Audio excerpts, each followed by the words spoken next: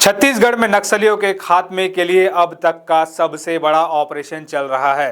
बीजापुर के करेगुट्टा पहाड़ों पर पिछले 7 दिनों से मेगा ऑपरेशन में सुरक्षा बल डटे हुए हैं। इसी बीच छत्तीसगढ़ सरकार ने नक्सल उन्मूलन के लिए एक बड़ा कदम उठाया है।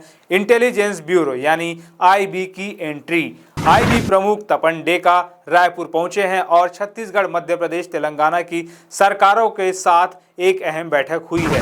इस वीडियो में हम इस ऑपरेशन की पूरी सच्चाई, सरकार के फैसले और नक्सलियों की स्थिति को समझेंगे। वीडियो को लाइक करें, चैनल को सब्सक्राइब करें और चलिए शुरू करते हैं। नमस्कार, मैं हूं चंद्रशेखर और आप देख रहे हैं नव प्रदेश टीवी।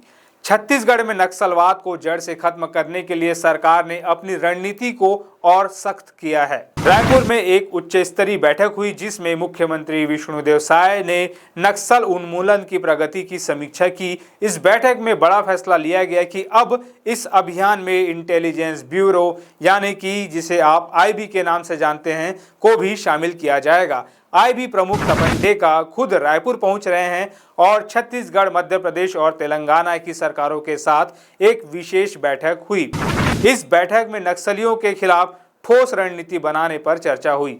इस बीच बीजापुर जिले के करेगुट्टा पहाड़ों पर पिछले 7-8 दिनों से मेगा ऑपरेशन चल रहा है। इस ऑपरेशन में 8 से 10 हजार जवान शामिल हैं, जो छत्तीसगढ़, तेलंगाना और महाराष्ट्र की संयुक्त टीमों से है।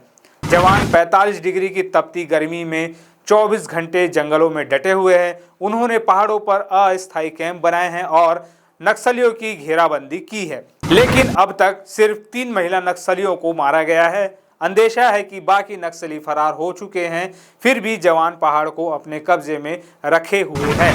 रायपुर में हुई समीक्षा बैठक में मुख्यमंत्री साय ने साफ निर्देश दिए। उन्होंने कहा कि ऑपरेशन में समन्वय और सूचना तंत्र को मजबूत करना होगा। छोटी से छोटी जानकारी पर तुरंत एक्शन लेना होगा।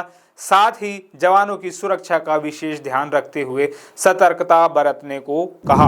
बैठक में गृह मंत्री विजय शर्मा, मुख्य सचिव अमिताभ जैन, डीजीपी अरुण देव गौतम और अन्य वरिष्ठ अधिकारी मौजूद थे।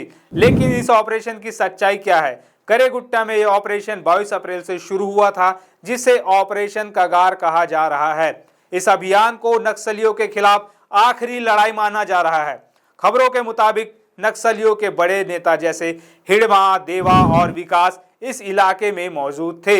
लेकिन 7 दिनों में सिर्फ 3 नक्सलियों के मारे जाने से सवाल उठ रहे हैं कि क्या ये ऑपरेशन वाकई सफल है। कुछ सूत्रों का कहना है कि नक्सलियों ने पहले से ही राशन जमा कर रखा था और संभवतः वे सुरक्षा बलों की घेराबंदी तोड़कर भाग गए। दूसरी तरफ नक्सलियों ने भी इस ऑपरेशन के खिलाफ आवाज उठाई है। नक्सली केंद्रीय कमेटी के प्रवक्ता अभय ने हाल ही में एक पत्र जारी किया जिसमें उन्होंने ऑपरेशन कगार को रोकने और बिना शर्त शांति वार्ता की अपील की।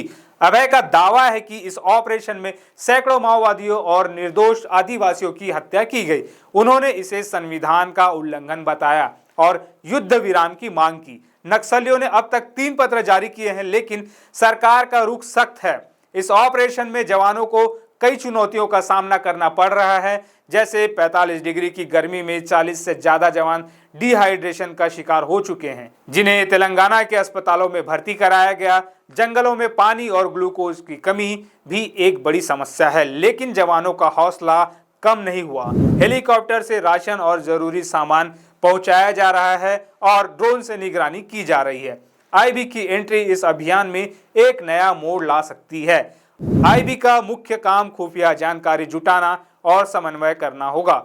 नक्सलियों के कोर इलाकों में उनकी गतिविधियों पर नजर रखने और सटीक जानकारी देने में आईबी की भूमिका अहम होगी। लेकिन सवाल ये भी है कि क्या आईबी की एंट्री से वाकई नक्सलवाद खत्म हो पाएगा? छत्तीसगढ़ सरकार का लक्ष्य मार्च 2026 तक नक्सलवाद को पूरी तरह से खत्म करना है। पिछले 11 महीनों में 200 से ज्यादा नक्सली मारे गए, 742 ने आत्मसमर्पण किया और 801 गिरफ्तार हुए। लेकिन नक्सलियों का कहना है कि सरकार हिंसा का रास्ता अपना रही है और शांति वार्ता की उनकी अपील को नजरअंदाज किया जा रहा है। तेलंगाना के पूर्व सीएम केसीआर ने भी इस ऑपरेशन को रोकने की मांग की है। छत्तीसगढ़ में नक्सलियों के खिलाफ मेगा ऑपरेशन और आईबी की एंट्री एक बड़ा कदम है, लेकिन क्या ये ऑपरेशन वाकई नक्सलवाद को खत्म कर पाएगा या शांति वार्ता ही इसका हल है? आपकी क्या राय है कमेंट्स में जरूर बताएं। अगर आपको ये वीडियो पसंद आया तो लाइक, शेयर और सब्सक्राइब करें। मिलते हैं अगले वीडियो में, तब तक के लिए नमस्कार।